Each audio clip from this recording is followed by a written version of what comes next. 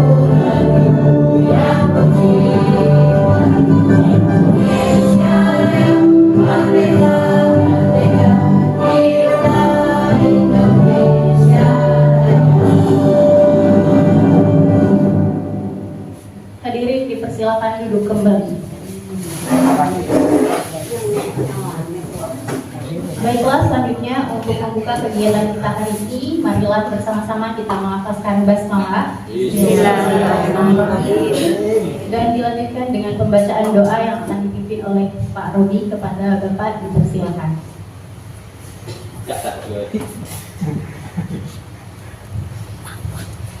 Assalamualaikum warahmatullahi wabarakatuh. Waalaikumsalam warahmatullahi wabarakatuh.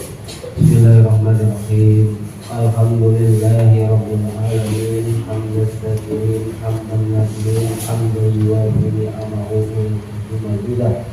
Ya Rabbana lakal hamdu kama yanbaghi li jalalika al-karim wa 'azimi sultan.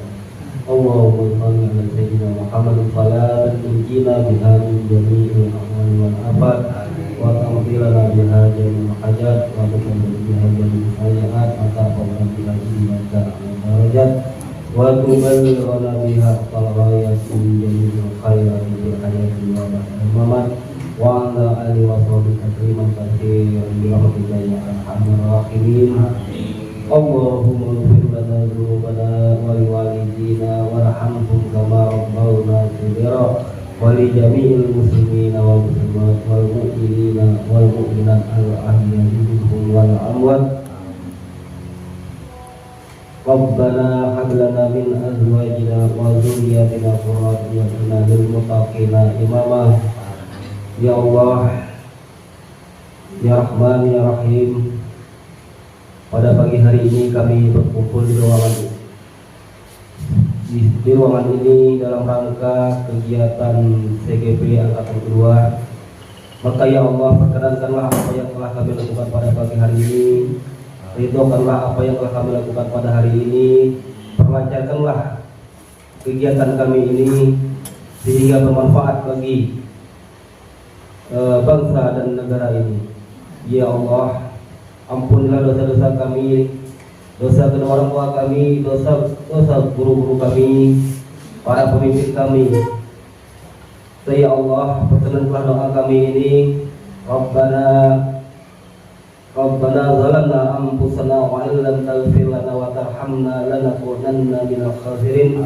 Rabbana atina fid dunya hasanah wa fil akhirati hasanah wa qina adzabannar. Wa sallallahu ala khairil sayyidina Muhammadin wa ala alihi wa sahbihi wa barik wasallam. Subhana rabbika rabbil izzati amma yasifun, wassalamun alal mursalin, walhamdulillahi rabbil alamin.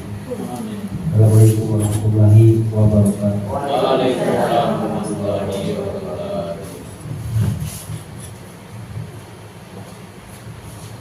Baiklah, terima kasih kepada Pak Rodi. Selanjutnya adalah kata sambutan dari Kepala Sekolah UPTD Negeri 1 Bakam kepada Bapak Sunarso. Kami persilahkan.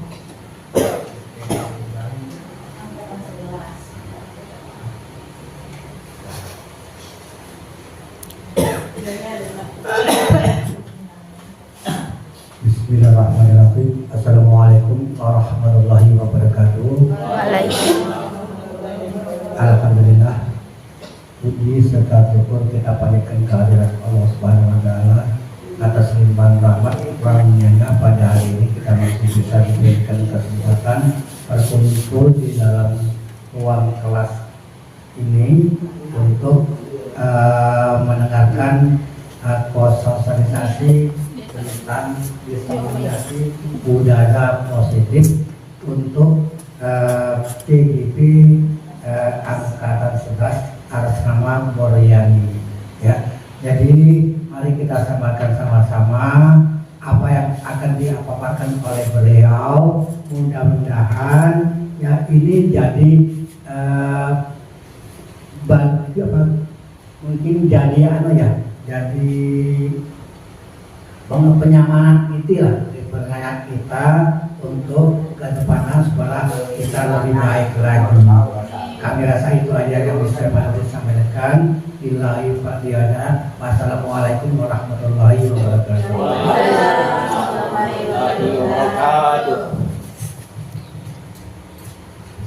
Baiklah, selanjutnya adalah kegiatan inti, yaitu pemaparan materi terkait sosialisasi diseminasi budaya positif yang akan disampaikan oleh Bu Kuryani. Kepada Ibu Nur, kami persilakan.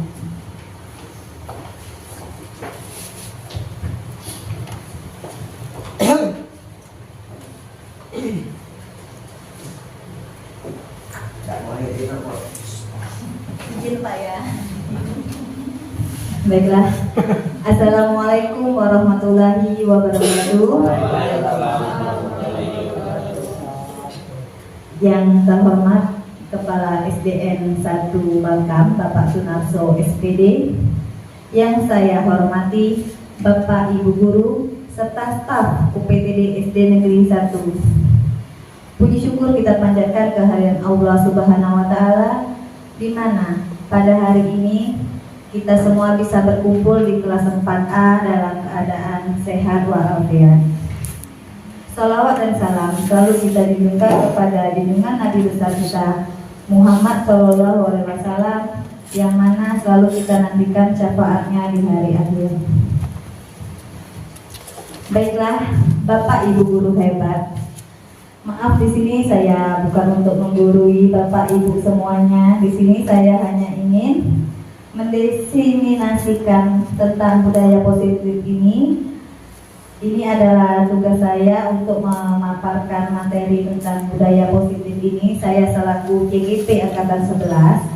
Jadi mohon maaf apabila dalam penyampaian nanti ada kesalahan atau kekurangan. Dan sekali lagi di sini saya bukan untuk menggurui Bapak dan Ibu semuanya, tetapi untuk belajar bersama-sama mengenai apa itu budaya positif.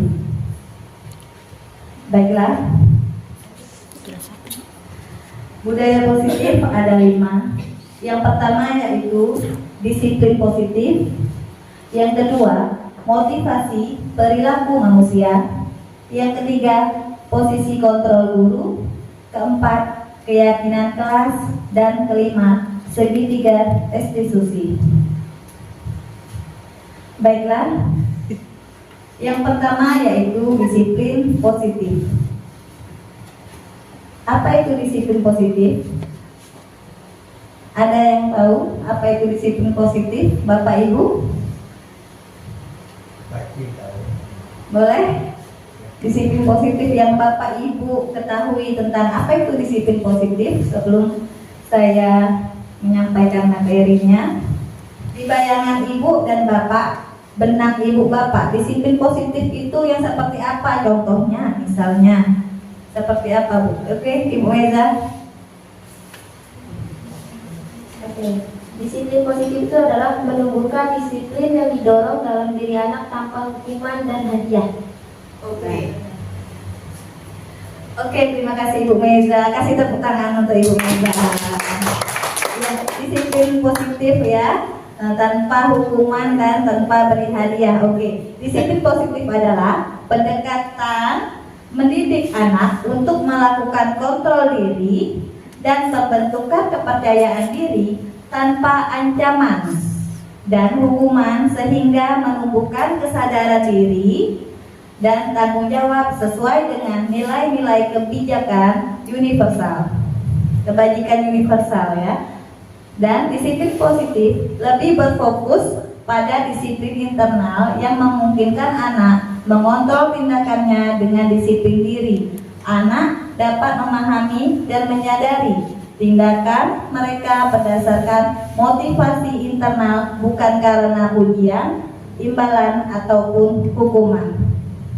Contohnya seperti seandainya nih ada anak-anak kita kan menjaga kebersihan lingkungan. Nah, kita tanamkan ke diri anak itu tentang kontrol diri mereka, bukan untuk hukuman atau ancaman. Jadi anak-anak itu terbiasa membuang sampah di tempat sampah.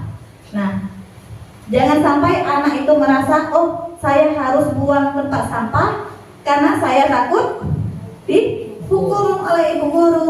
Nah, bagusnya dari diri sendiri. Mereka bisa terbiasa membuang sampah untuk dirinya, biar jangan sampai ada hukuman. Jangan ya, dari diri mereka sendiri itu ya baiknya. Jadi jangan akan hukuman, takut akan hukuman dan pujian. Oke, selanjutnya, nah, motivasi perilaku manusia. Ini motivasi perilaku manusia ada 5 kebutuhan dasar manusia. Yang pertama, bertahan hidup. Kedua, kasih sayang. Ketiga, kebebasan. Keempat, kesenangan. Kelima, penguasaan. Nah, ini yang saya bilang tadi ya, Bapak Ibu semuanya ya. Semua yang dilakukan perilaku anak-anak itu ada motivasinya ya. Misalnya anak-anak, contohnya nih ya, misalnya anak nih sekarang kan kita sudah full day bawa bekal bersama di sekolah. Nah, ada anak yang tidak membawa bekal, dia mengganggu temannya untuk makan. Nah, motivasi apa yang anak itu ingin capai? Mengapa dia mau mengambil makanan temannya? Bisa jadi, nah jadi jangan kita langsung marahi ya. Kita tanya apa yang motivasi apa yang anak itu lakukan. Bisa jadi dia tidak sarapan di rumah, berarti yang dia maunya apa kalau dia mau makan? Untuk bertahan hidup. Nah, semua perilaku manusia itu ada motivasinya apa yang mau dilakukannya. Oke, ini kebutuhan bertahan hidup. Kebutuhan bertahan hidup adalah kebutuhan yang bersifat fisiologis untuk bertahan hidup, misalnya kesehatan, rumah, dan makanan. Kebutuhan biologi sebagai bagian dari proses reproduksi termasuk kebutuhan untuk tetap bertahan hidup.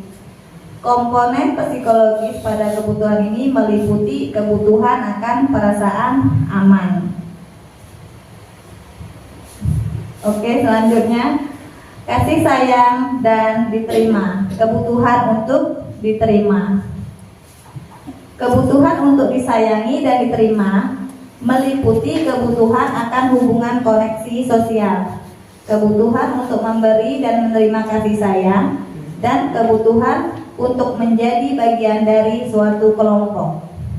Kebutuhan ini juga meliputi keinginan untuk tetap terhubung dengan orang lain, seperti teman, keluarga, pasangan hidup, teman kerja, binatang peliharaan, dan kelompok di mana kita tergabung. Oke, selanjutnya penguasaan, kebutuhan pengakuan atas kemampuan. Biasanya sering dilakukan di anak-anak kelas tinggi ya ini ya, penguasaan dia tinggi, merasa lebih dari adik kelasnya. Nah, kebutuhan ini berhubungan dengan kekuatan untuk mencapai sesuatu, menjadi kompeten, menjadi terampil, diakui atas prestasi dan keterampilan kita, didengarkan dan memiliki rasa harga diri. Kebutuhan ini meliputi keinginan untuk dianggap berharga, bisa membuat perbedaan, bisa membuat pencapaian, kompeten, diakui, dihormati.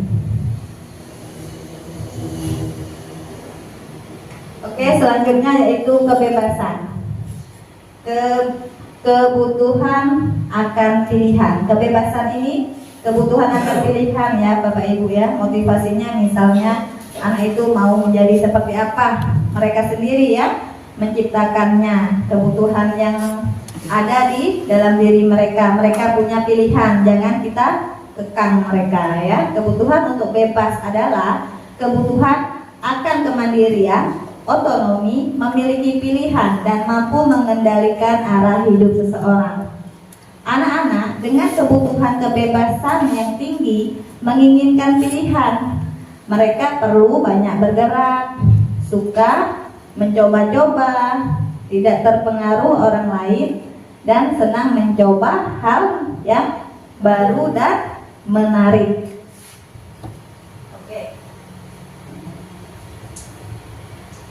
Oke, yang kelima yaitu kesenangan. Kebutuhan merasa senang. Nah, di sini anak-anak pasti banyak nih motivasi kesenangan. Nah, di dalam belajar juga ya, seandainya di dalam belajar mereka ada bercanda-bercandanya. Nah, itu mereka pengen ada rasa senang di dalam pembelajarannya ya. Kebutuhan akan kesenangan adalah kebutuhan untuk mencari kesenangan, bermain, dan tertawa. Bayangkan hidup tanpa kenikmatan apapun, betapa menyedihkan. Jadi anak-anak ini biasanya motivasinya banyak yang senang ya, yang ingin senang. Di setiap proses apapun pasti mereka pengennya happy ya, dalam belajar pun mereka mau happy. Ini adalah motivasi yang sering dilakukan anak-anak dalam proses pembelajaran. Ya, ini tadi motivasi perilaku manusia ada yang faktor eksternal dan faktor internal. Tadi yang sudah dijelaskan Ibu Meza ya, yang sudah pendapat Ibu Meza tadi faktor internal ya Ibu Meza ya. Nah, menjadi diri yang diinginkan dengan menghargai diri sendiri sesuai dengan nilai-nilai yang dipercayai. Ini yang paling bagus. Kalau yang faktor eksternal, menghindari ketidaknyamanan dan hukuman serta mendapatkan imbalan atau penghargaan dari orang lain, ini termasuk faktor eksternal. Nah, apa yang dilakukan anak-anak seandainya berarti mendapatkan imbalan itu kurang baik untuk anak-anak ya. Bapak Ibu, seandainya kita punya anak nih berprestasi, kita kasih imbalan. Nah, itu kurang bagus Bapak Ibu ya. Karena itu termasuk faktor eksternal. Yang lebih baiknya anak-anak itu faktor internal yang dari diri mereka sendiri. Mereka mau pintar nih, misalnya mau belajar dari diri mereka untuk apa? Untuk kebutuhan mereka, bukan untuk aku nak belajar loh, gitu ya. Intinya aku mau belajar biar nanti dapat hadiah dari ibu guru, misal apalagi berupa uang nih misalnya, kan anak-anak semangat tuh. Nah itu tidak baik. Lebih baiknya anak-anak itu termotivasi dari diri sendiri ya Bapak Ibu ya, yang suka ngasih hadiah anak-anaknya. Dari sekarang kita insya Allah ya, setelah kita mengenal faktor eksternal dan faktor internal ini, kita bisa introspeksi diri dan mengurangi untuk memberi hadiah. Atau Bapak Ibu ada yang ngasih hadiah muridnya berupa uang? Nyamali buku. Iya. Jadi Mbak, itu faktor eksternal. Iya, baik. Ya, jangan lagi ya Ibu ya. Jadi jangan sampai anak-anak kita itu melakukan sesuatu tuh karena takut hukuman, karena mau ada imbalan tadi, itu tidak baik. Iya, itu motivasi perilaku manusia ada yang faktor eksternal dan internalnya Bu. Nah, kalau faktor eksternalnya untuk motivasi dia untuk belajar Bu ya. Nah, nanti dia kalau nggak dikasih ibu, apa yang terjadi kalau ibu nggak ngasih uang untuk dia? Apakah dia akan tetap rajin belajar? Nggak belajar. Gimana sih Bang? Gimana Ibu? Tambah semangat sih. Semangat. Kalau dia Ya, kalau ada uangnya tambah semangat belajar. Kalau kita nggak ngasih uang misalnya, dia semangat. Oke. Ya, maka dari itu Ibu ya, lebih baik kita ada di faktor internal dari diri anak sendiri, dari diri sendiri perubahan itu ya. Jangan sampai ada ancaman dan imbalan-imbalan. Oke, selanjutnya. Nah, ini dianya, pemberian hukuman, pemberian hadiah berlebihan. Nah, ini yang tidak baik. Apakah sering Bapak Ibu memberi hukuman ke anak-anak? Anak-anak didik? Iya. Sekarang kalau memang pernah kita memberikan hukuman, dengar lagi ya Bapak Ibu. Apa? Kalau kita kasih hukuman ke anak-anak, apakah dia akan berhenti? Berhenti di saat iya mendapat hukuman, apakah tidak berlanjut ke depannya? Nah, begitulah akan berulang-ulang kali. Nah, jadi yang lebih bagus, lebih baik dari diri anak itu sendiri untuk memotivasinya agar lebih baik lagi dalam segala halnya. Oke, lanjut Bu. Nah, ini Bapak Ibu 5 posisi kontrol guru ya. 5 posisi kontrol. Kira-kira dari 5 ini posisi mana yang sering kita lakukan Bapak Ibu sebelum saya berlanjut? Apa itu guru sebagai penghukum? Apa itu guru sebagai pembuat merasa bersalah? Guru sebagai teman? Guru sebagai pemantau? Guru sebagai manajer? Nah, sekarang saya mau tanya Ibu, sering melakukan yang mana posisi kontrol? Ibu Selvi? Yang mana? Yang menghukum atau membuat rasa bersalah yang sering dilakukan? Jangan boleh kita kembalikan ya. Kalau menurut saya guru sebagai penghukum saya pernah melakukan. Jangan lagi. Ya, untuk kedepannya kalau sudah ada sosialisasi seperti ini kan untuk pembelajaran kita bersama, jadi mungkin kedepannya untuk guru sebagai penghukum sudah tidak berlaku lagi. Kemudian guru sebagai pembuat merasa bersalah, mungkin saya tidak kalau untuk pembuat merasa bersalah. Guru sebagai teman, ya harus itu, karena anak-anak apalagi kelas 1 itu anaknya aktif, dan kita juga kalau di dalam kelas bukan hanya sebagai guru, melainkan sebagai teman berbicara, teman untuk segala teman kan. Nah, untuk guru guru sebagai pemantau, ya. Kita memang kalau di dalam kelas kita sebagai pemantau masing-masing murid. Karena setiap murid itu watak, sifat semuanya berbeda. Nah, untuk guru sebagai manajer, ya di sini manajer itu lebih penting, ya, karena poin kelima ini memang harus diterapkan. Ya, mungkin itu saja dari saya. Oke, terima kasih Ibu Selvi. Kasih tepuk tangan buat Ibu Selvi. Baiklah, terima kasih Ibu Selvi ya. Sebelum saya melanjutkan ke slide berikutnya, apa itu guru sebagai penghukum? Nah, dan selanjutnya seperti Ibu Selvi katakan tadi, teman itu lebih penting segalanya. Nanti akan kita bahas ke depannya. Baiklah Ibu Selvi ya. Ya, guru sebagai penghukum, Bu. Nah, ini sebagai penghukum. Seorang penghukum menggunakan hukuman fisik atau verbal untuk mengendalikan perilaku. Guru dengan sikap seperti ini cenderung percaya bahwa satu-satunya cara untuk memastikan keberhasilan pembelajaran adalah dengan cara mereka sendiri. Dengan hukuman itu proses belajarnya berjalan. Itu pemikiran seorang penghukum. Penghukum seringkali menggunakan ucapan seperti patuhi aturan saya, atau awas, atau kamu selalu saja salah. Nah, ini adalah guru sebagai penghukum. Guru ini tidak peduli dengan masalah murid. Seandainya nih murid datang terlambat dengan sepatu yang berbeda warna, seandainya sekolah kita mengharuskan sepatu hitam, anak datang dengan sepatu berwarna putih. Nah, sebagai guru penghukum ini tadi, dia tidak akan mentolerin, pasti langsung menghukum. Tidak lagi akan bertanya kenapa kamu datang terlambat, alasan kamu menggunakan sepatu warna putih, ya.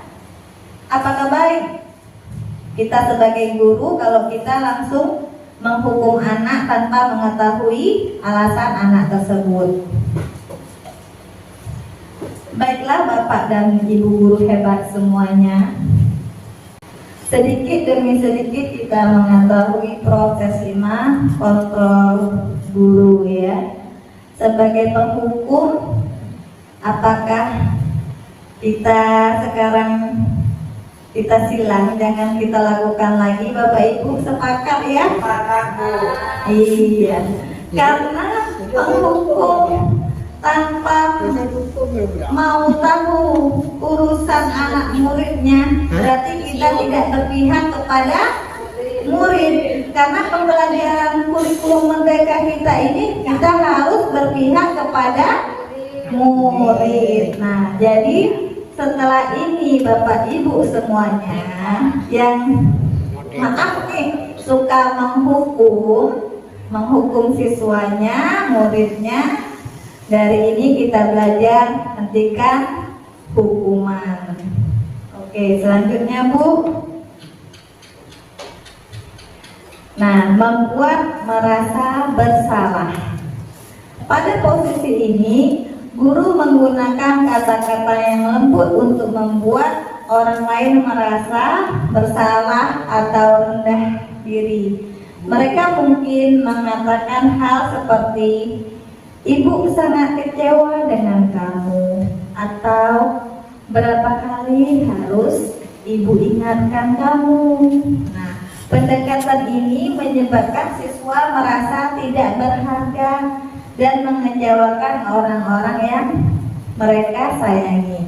Nah nih, seandainya di proses pelajaran ada anak yang tidur malas-malasan, adanya misalnya ada PR ya Pak ya. Nah, kita sebagai guru apabila membuat merasa bersalah, pernah nggak Bapak Ibu misalkan kasihan Bapak Ika nyari duit kayak gitu untuk kalian sekolah, misalnya kalau kalian belajar di sekolah dengan tidur-tiduran, ya. Pernah tidak Bapak Ibu kita membuat anak merasa bersalah? Biasanya ini gak usah jauh-jauh ya, ibu sendiri nih. Seandainya ada anak yang bermain kertas, biasanya kalau saya ya, kalau anak itu biasanya bermain kertas dibuat pesawat-pesawat. Nah, biasanya anak itu mau senang bermain kan, anak-anak itu. Nah, ibu giniin mereka. Nah, janganlah buatin kertas untuk buat pesawat-pesawatan. Kasihan orang tua kalian sudah kehujanan, kepanasan. Nah, itu mereka merasa bersalah gak kira-kira?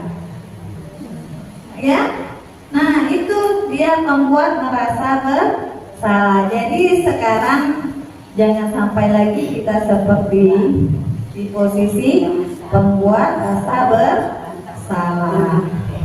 Oke, selanjutnya nih, nah yang Ibu Selvi bilang tadi sebagai teman, ya, daripada penghukum merasa bersalah, memang lebih baik ke teman. Nah, guru dalam posisi teman menggunakan persuasi dan hubungan baik untuk mempengaruhi perilaku.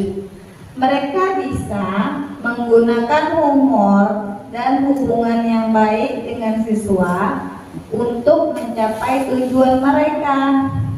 Namun, ada risiko siswa menjadi tergantung pada guru tertentu dan merasa kecewa jika guru tersebut tidak membantu.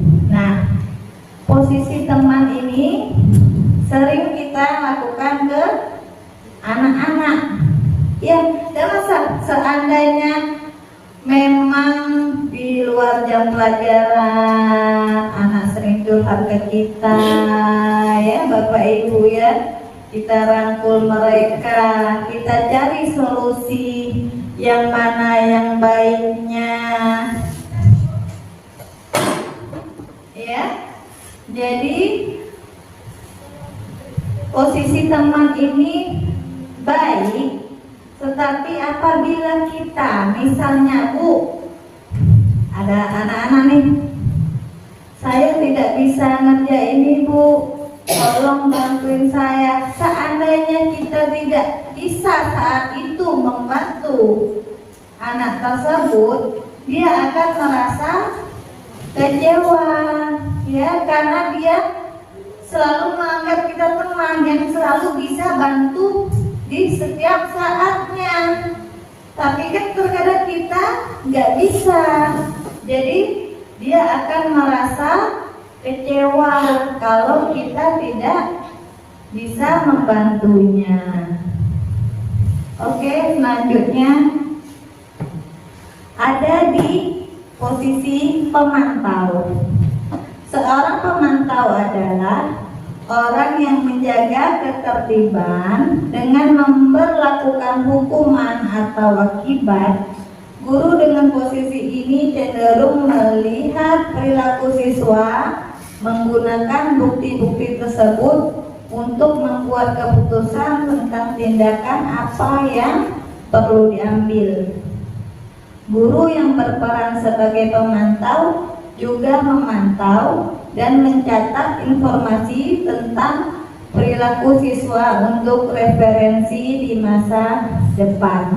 Nah, guru pemantau ini biasanya mantau anak murid nih, berapa kali misal melakukan kesalahan, ya, datang tidak tepat waktu berapa kali dia pantau, dicatat nih. Nah, itu dia guru pemantau. Nah, setelah memantau, dia akan kasih nih hukuman terhadap murid tersebut. Setelah dimantau, oh konsekuensinya nih misalnya 3 kali nggak hadir, dia sudah pantau nih kesalahan anak muridnya, ya. Nah, itu dia guru pemantau. Nah, sampai di sini Bapak Ibu, sebelum kita lanjut ke manajer, ada yang mau ditanyakan? Pas. Oke, lanjut ke manajer. Nah, ini posisi kontrol yang kelima yaitu manajer. Guru yang memposisikan diri sebagai manajer cenderung bersikap kolaboratif dengan siswa untuk menemukan solusi atau masalah perilaku. Sebagai manajer, guru akan membimbing siswa untuk mengatur diri dan bertanggung jawab atas tindakannya sendiri. Pendekatan ini mendorong siswa untuk menjadi mandiri dan bertanggung jawab. Nah, ini yang harus kita miliki, yaitu posisi manajer. Nah, sekarang apakah kita semua sudah memiliki posisi manajer?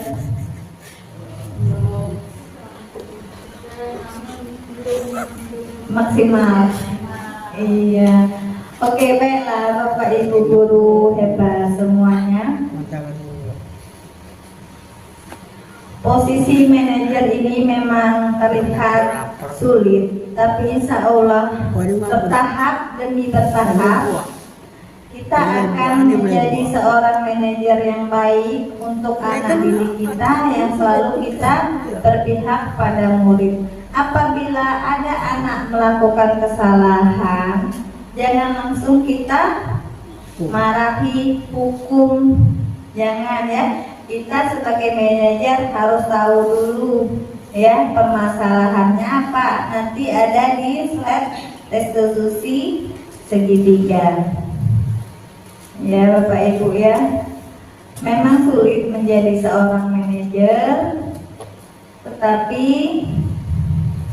saya harap semua Bapak Ibu mulai dari sekarang kita berubah sedikit demi sedikit untuk berada di posisi manajer. Insyaallah. Karena 5 kontrol itu yang terbaik yaitu posisi manajer. Oke, nah ini dia yang terbaik, posisi kontrol guru manajer. Guru bekerja sama dengan muridnya ya, memberi tanggung jawab dan perilaku mereka dalam menemukan solusi ya, bukan mencari siapa yang salah, tapi solusi dari permasalahannya ya. Nah, posisi manajer mengacu pada restitusi yang memungkinkan murid menjadi manajer bagi dirinya sendiri dan menciptakan identitas positif serta keberhasilan dalam dirinya.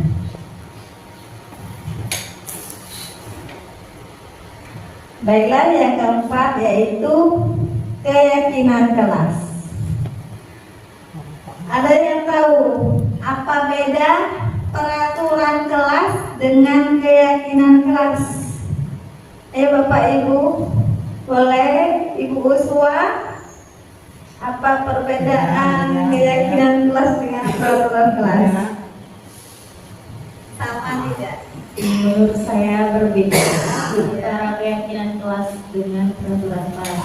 Kalau peraturan kelas itu biasanya dibuat oleh guru sendiri tanpa mengajak peserta didiknya.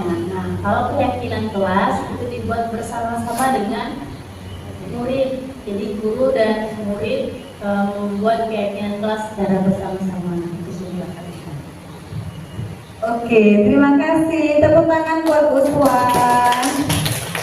Oke, terima kasih Ibu Uswa. Iya, benar Ibu Uswa ya.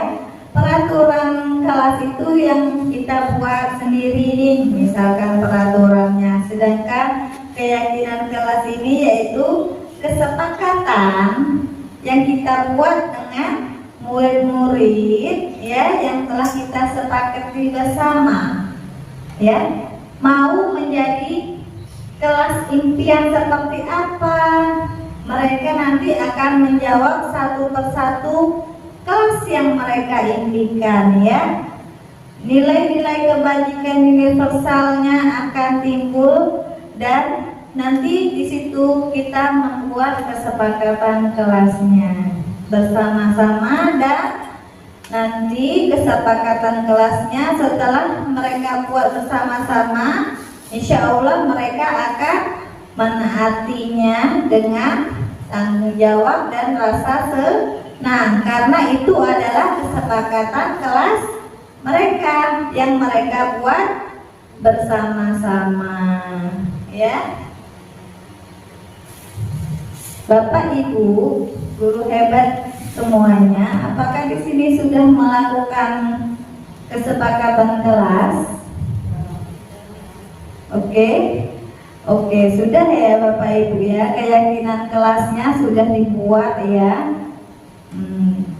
Nanti keyakinan kelas juga jangan ada kata jangan ya, tidak boleh ya, tidak ya, jangan sampai seperti itu. Seandainya nih contohnya, misalnya mau anak nih kan nulis nih yang mau mereka sampaikan, misalnya tidak ribut Bu, kata mereka, misalnya kelasnya mau tidak ribut. Jadi kita jangan sampai ada kata keyakinan kelas kita itu tulis tidak ya.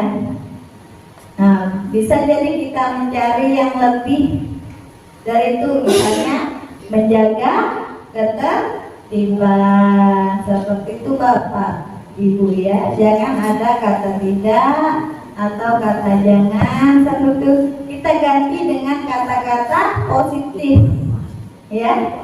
Yang negatif kita ganti menjadi kata-kata yang positif. Baik, kita sudah masuk ke semester pertama ya. Jadi ini kelas kami kemarin membuat keyakinan kelas di kelas 6A. Saya melakukannya dengan skenario ya. Apa yang mereka inginkan, kelas impian seperti apa yang mereka inginkan, dan kelas yang seperti apa yang mereka mau. Nah, mereka menuliskannya dan menempelkannya di papan tulis seperti ini Bapak Ibu ya. Nah, mereka ingin kelas yang nyaman, nah, menjaga kebersihan kelas. Nah, itu adalah keinginan mereka.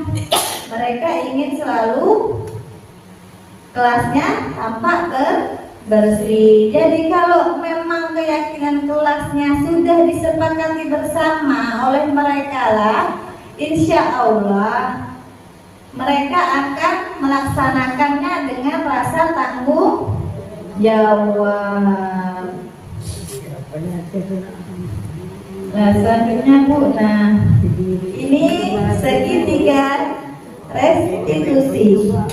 Bapak Ibu sudah pernah mendengar restitusi? Belum? Ada yang mau menyampaikan pendapat tentang restitusi? Ibu? Ibu Tuti? Oke. Terima kasih buat kesempatan. Saya pernah dengar di video Bu ya, salah di calon guru mereka itu melakukan segitiga restitusi, di mana seorang guru itu dalam mengatasi masalah siswanya diajak berdiskusi Bu ya, diajak ngobrol, ditanya-tanya tentang bagaimana siswa itu melakukan kesalahan tersebut, kemudian menyadarkan dia untuk bagaimana dia bisa mengatasi masalahnya sendiri dan memperbaiki kesalahannya. Itu Bu. Terima kasih Bu. Terima kasih Ibu Tuti, tepuk tangannya. Iya Ibu Tuti, benar ya, seperti di YouTube sudah banyak ya Ibu Tuti ya tentang restitusi ini. Kita bukan mencari kesalahan anak, tapi kita memperbaiki agar anak itu bertanggung jawab atas dirinya sendiri ya Ibu ya. Oke, ini yang perlu kita lakukan seandainya ada anak-anak yang mengalami kasus seperti saya kemarin yang membolos ya. Saya 5 faktor dulu yang kita harus lakukan sebagai manajer ya ini. Kita harus seandainya ada kasus anak-anak bolos, tidak langsung sini anaknya kita panggil langsung kita hukum, tidak ya Bapak Ibu ya. Kita lakukan dulu yang pertama yaitu menstabilkan identitas ya, mengubah identitas anak dari orang yang gagal karena melakukan kesalahan menjadi orang yang sukses. Ini yang saya katakan tadi, kebutuhan apa, mengapa dia bisa membolos. Andai kasusnya kemarin anak itu bolos, nah kita stabilkan identitas dulu ya. Gimana caranya kita menstabilkan identitas? Kita panggil anaknya berhadapan dengan kita. Kita tanyakan mengapa anak itu membolos ya, apa kebutuhannya, apa yang diinginkannya. Kemarin pas jam olahraga ternyata anak itu bolos ya. Nah saya tanya, mengapa kamu bolos di saat pelajaran olahraga? Ternyata anak tersebut tidak mau capek. Katanya capek Bu belajar olahraga gitu katanya kan. Nah setelah itu, setelah kita menstabilkan identitas anak, kita tidak boleh marah-marah Bapak Ibu ya. Nah kita langsung tindakan yang kedua, validasi tindakan yang salah. Setiap tindakan yang kita lakukan pasti memiliki maksud dan tujuannya. Nah, validasi tindakan yang salah ini kita kasih nih, jangan sampai kenapa bolos?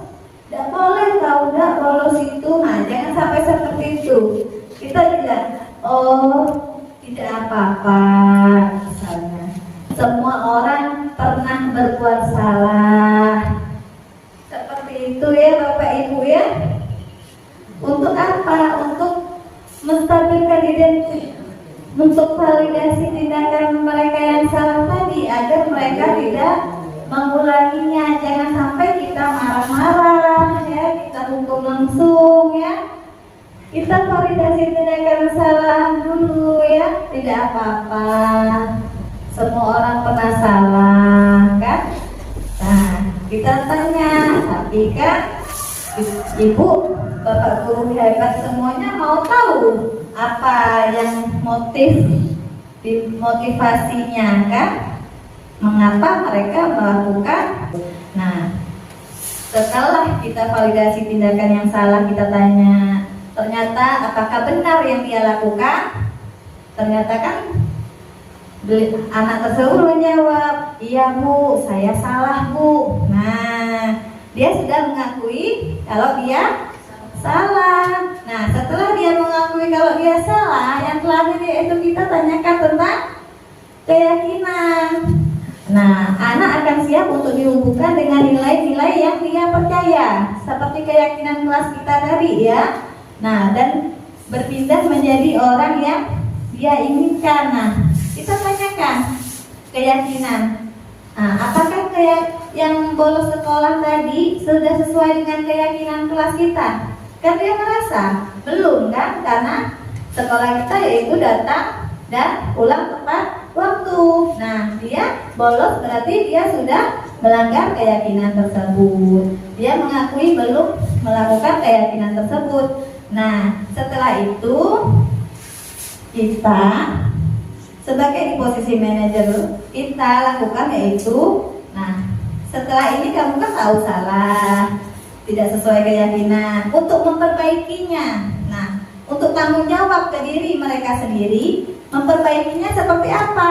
Nah, bilang minta maaf ke guru olahraganya, dan dia sudah tahu sendiri Bapak Ibu tanpa kita suruh. Kamu minta maaf ya, tidak kita suruh dulu Bapak Ibu ya. Dia sudah tahu kalau kita melakukan segitiga restitusi ini, anak tersebut akan mengetahuinya. Oh, tindakan saya salah.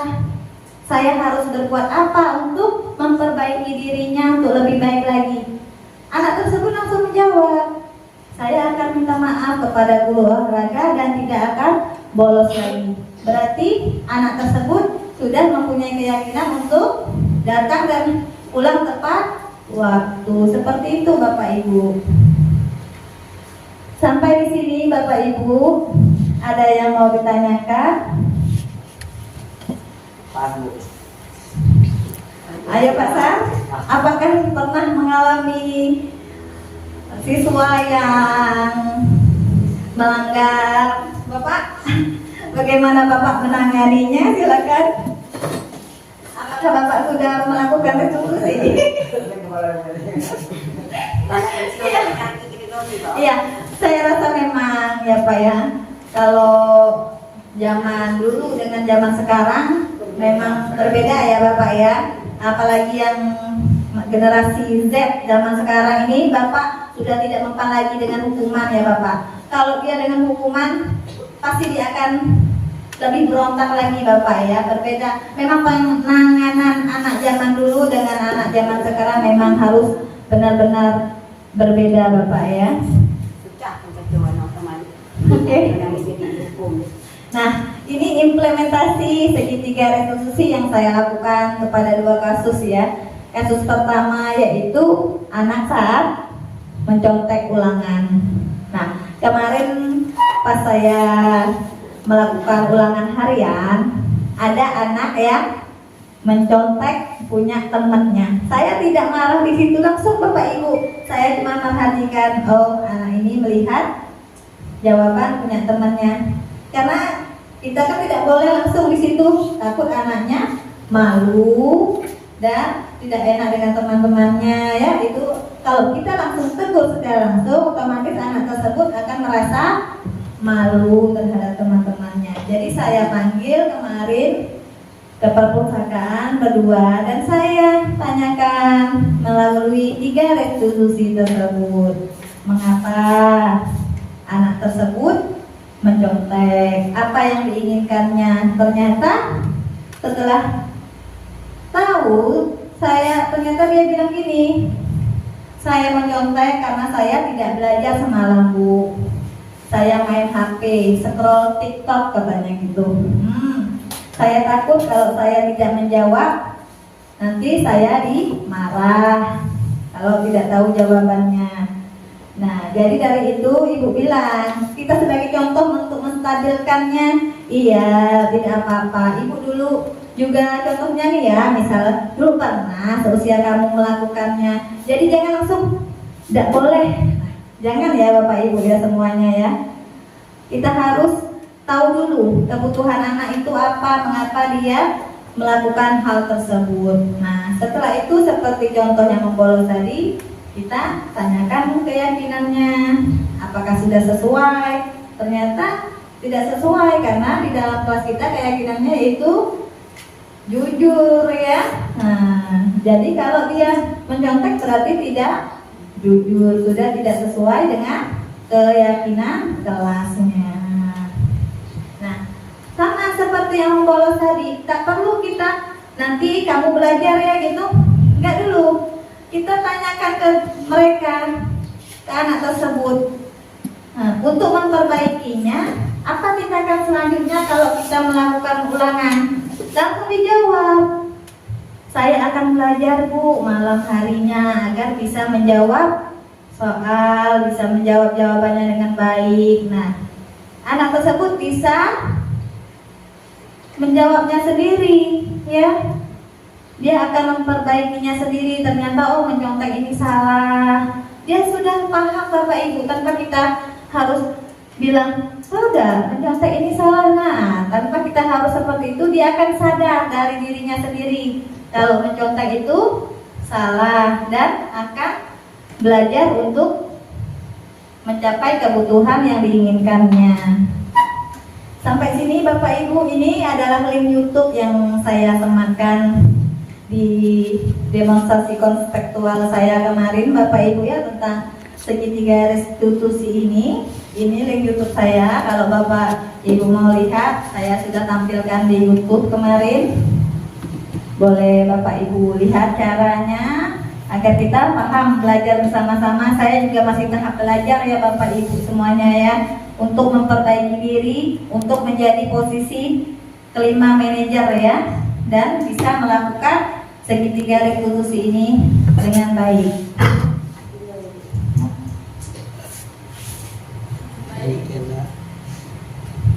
Baik Bapak Ibu guru hebat, sebelum saya mengakhirinya, Bapak Ibu guru ada yang mau bertanya atau disampaikan? Bagaimana pemahaman tentang budaya positif ini di sekolah? Ada yang mau menyimpulkan Bapak Ibu? Ibu Sudana? Bagaimana budaya positif menurut Ibu yang Ibu Muryani tampilkan, paparkan? Apakah sudah dipahami? Iya, Bu. Sudah agak memahami. Jadi rasa agak udah Baiklah ya Ibu ya, insya Allah kita saling memahami. Oke, budaya positif kita ini insya Allah sedikit demi sedikit kita perbaiki, karena utamakan kita guru ya, diguguh dan ditiru. Jadilah teladan yang baik untuk diri kita sendiri, teman-teman kita, dan anak didik kita. Intinya jadilah teladan yang baik, budayakan positif yang baik ya. Kita adalah teladan bagi diri kita sendiri. Jangan sampai kita mengikuti yang tidak baik ya. Lebih baik kita berproses diri sendiri untuk menjadi lebih baik. Intinya kita mau menjadi teladan yang baik untuk diri kita sendiri, teman-teman kita, dan anak didik kita. Mungkin hanya itu yang bisa saya sampaikan dan saya paparkan. Terima kasih banyak atas waktu Bapak Ibu. Terima kasih banyak semuanya yang telah menyempatkan hadir di kelas 4A ini untuk diseminasi budaya positif. Saya ucapkan terima kasih. Sebelumnya saya mohon maaf apabila dalam pemaparan materi saya ini kurang baik dan kurang berkenan, dan kepada Allah saya mohon ampun. Akhir kata saya ucapkan wabillahi taufiq wal hidayah. Wassalamualaikum warahmatullahi wabarakatuh.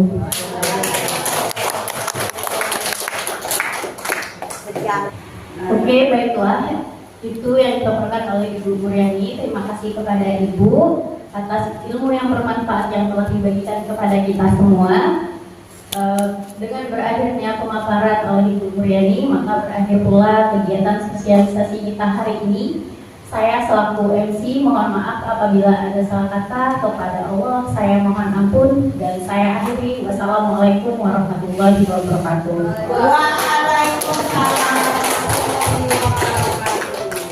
Assalamualaikum warahmatullahi wabarakatuh. Perkenalkan, nama saya Usatun Hasanah, guru UPTD SD Negeri 1 Bakam. Saya sangat bersyukur karena telah memperoleh ilmu yang bermanfaat dari sosialisasi yang disampaikan oleh Ibu Muryani terkait budaya positif. Saya ucapkan terima kasih banyak kepada Ibu Mur karena sudah memberikan materi yang bermanfaat dan mudah dipahami. Dan saya akhiri, wassalamualaikum warahmatullahi wabarakatuh. Warahmatullahi wabarakatuh. Perkenalkan, nama saya Sylvia Kardilia. Di sini saya adalah seorang guru dari UPTD SD Negeri 1 Bakam. Dalam pemaparan materi dari Ibu Muryani SPD, yaitu yang berjudul Budaya Positif. Menurut saya, materi yang telah disampaikan beliau merupakan materi yang sangat bermanfaat dan berguna untuk kami para guru, dan saya akan berusaha menerapkan posisi kontrol yang baik, yaitu posisi kontrol manajer, nanti akan saya terapkan di dalam kelas.